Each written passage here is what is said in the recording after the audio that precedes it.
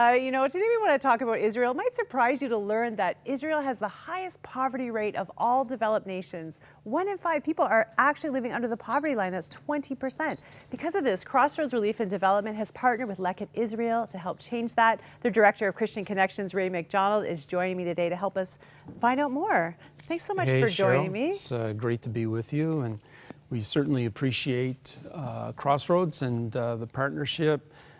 Together, we're making a difference in the lives of Israelis in need. Well, help me understand why the poverty rate is so high, because I think that surprised me, even though I knew there was poverty. Yeah, well, I mean, so much of what we learn about Israel, we get through the news, and often it's bad news.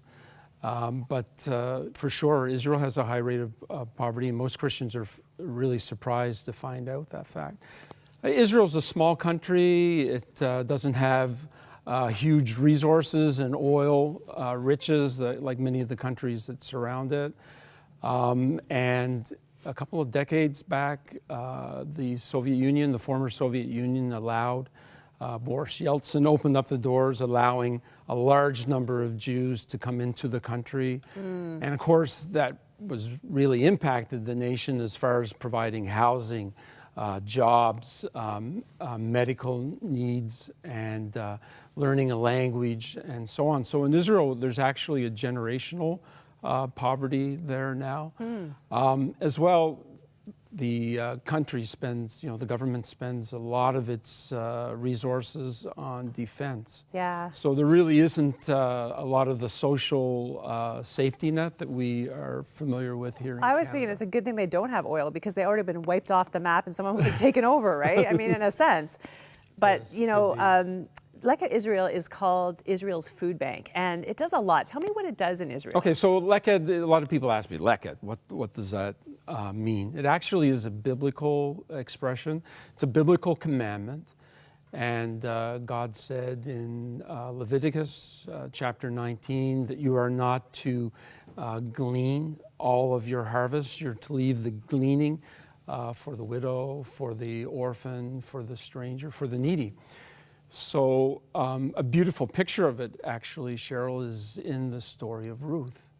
If you remember this Moabite woman who her Jewish husband had died, she went to Israel with her Jewish mother-in-law, and she said, "Where you go, I will go. Where you lodge, I will lodge. Your people will be my people." So they were in need, her and her mother-in-law, and she went into the fields of Boaz, and she did the work of Leket. So Leket Israel is kind of the modern adaptation on that. Israel is just like Canada. Well, even though there are hungry people in Israel, just like Canada, Israel has a surplus of food.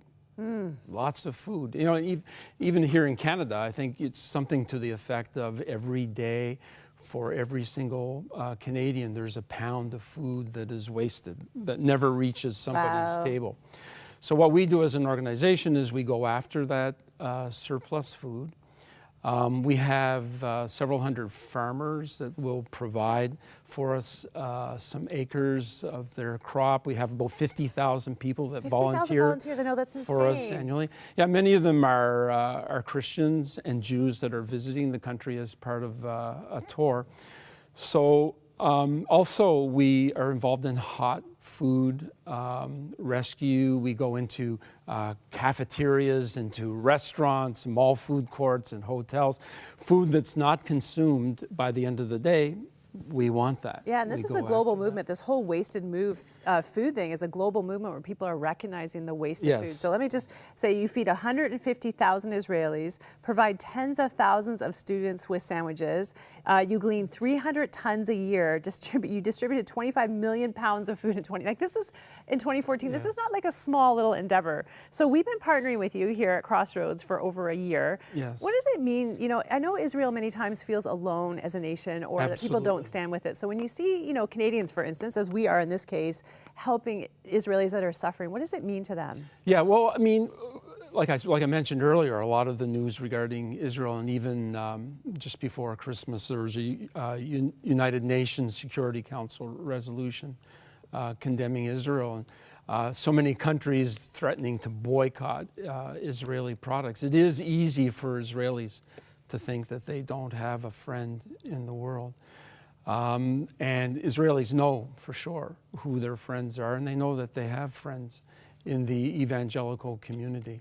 Mm-hmm. And every time I visit Israel and I go into our office, you can hear the buzz through the office. Hey, it's the Christian guy here. And so many of them want to come and just shake my hand, and they very much appreciate the partnerships within the Christian community, and especially Crossroads. Well, we are so privileged to partner with you. And the Bible talks about how we should bless Israel. Yes. So how is this part of that biblical command? Yeah, well, God said to Abraham, Genesis 12, I will bless those who bless you, I'll curse those who curse you, and through you, all of the nations of the earth will be blessed. And of course, we see that as Jesus. But I think a growing number of Christians just really see that that is just as relevant today, perhaps even more relevant today than it's ever been before. We're so pleased to be part of it. One of the most precious things that Leket does, and something that really encourages my heart, is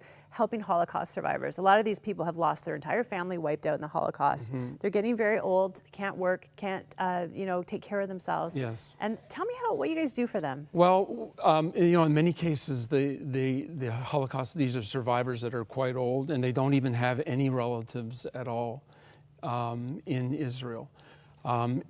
Monthly, they have to decide, particularly now in the wintertime, am I going to have enough money to heat my apartment?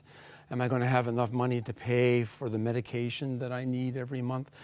So food is something, we have a major emphasis on nutrition as well.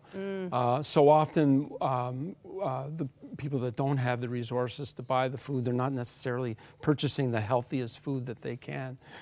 We provide food to hospices and to elderly Israelis and Holocaust survivors. So. Love it. Well, love the work that you do. Thanks for coming and telling us about it. My pleasure. Thank you. Great to be here with you. Yeah, so pleased to partner with you.